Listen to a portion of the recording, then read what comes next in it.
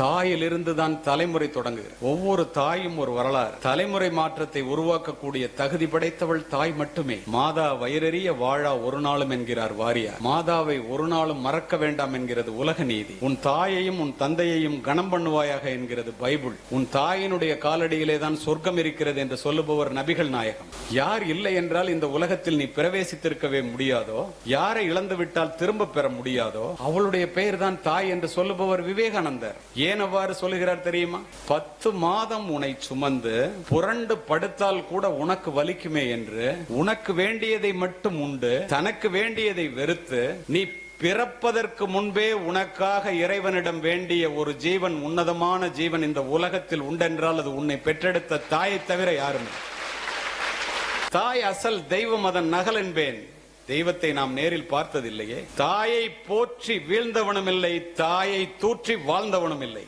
இதை ஏன் சொல்லுகிறேன் தெரியுமா? சமீபத்தில் நடந்த சம்பவம். ஒரு அம்மாவுக்கு 2 குழந்தை பிறகுது. ஒரு குழந்தை இறந்து போயிருக்கு, ஒரு குழந்தை உயிரோட இருக்கு. 2 குழந்தையும் கொண்டு வந்து தாயிட்ட காமிச்சிட்டு இறந்து போன குழந்தைய புதைக்கணும். கொண்டு வந்து காமிக்கிறாங்க. ஒரு குழந்தை கை கால் ஆட்டிட்டு இருக்கு தொட்டியில, பக்கத்திலேயே ஒரு குழந்தை இறந்து போய் படுத்திருக்கு. 4 டாக்டர் நிக்கிறாங்க, 8 நர்ஸ் நிக்கிறாங்க. தாய் மயக்கம் தெளிஞ்சு குழந்தை பிறந்து பிரசவ வலியில இருந்து அப்பதான் எந்திரிக்கிறாங்க. அந்த குழந்தை 2ஐயும் உத்து பாக்குறாங்க. ஒரு குழந்தை உயிரோட இருக்கு, ஒரு குழந்தை இறந்து போயிருக்கு. உண்மை சம்பவம், கதையல்ல.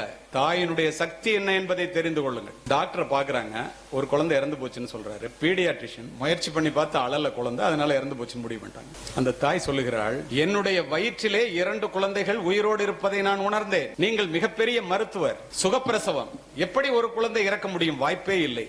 இல்லம்மா, எவ்வளவு முயற்சி பண்ணி பார்த்துட்டோம், முடியல. அந்த தாய் கேட்கின்றாள், அந்த இறந்து போன குழந்தையை நான் கொஞ்ச வேண்டும். அதுக்கு தான் கொண்டு வந்தோம், நீங்க கொஞ்சிட்டு கொடுங்க, கொண்டு போய் புதைக்கிறோம். அந்த தாய் வாங்கி தோளிலே கிடத்தி கொண்டு இறுக்கமாக அந்த குழந்தையை அணைத்துக் கொண்டு கதறி கதறி அழுகின்றார். பக்கத்தில் இருக்கிற கணவன், ஒரு குழந்தை உயிரோட இருக்க, அழாத, பச்சை உடம்பு அப்படிங்கிறார். கையை தட்டி விட்டாங்க. புதைக்கிறதுக்கு குழந்தைய கொடுன்னு டாக்டர் கேட்கிறாங்க, நர்ஸ் கேட்கிறாங்க, கையை தட்டி விட்டாங்க. மாணவ செல்வங்களே, அத்துணை பேரும் பார்த்து கொண்டிருக்கும் போது குழந்தை அழுகின்ற குரல் கேட்டவுடன் உயிரோடு இருக்கின்ற குழந்தையை அத்தனை பேரும் பார்க்கின்றோம். தாயினுடைய தோளிலே இருந்த குழந்தை தாயினுடைய அரவணைப்பிலே உயிர் பெற்று கதறி அழுகின்றது.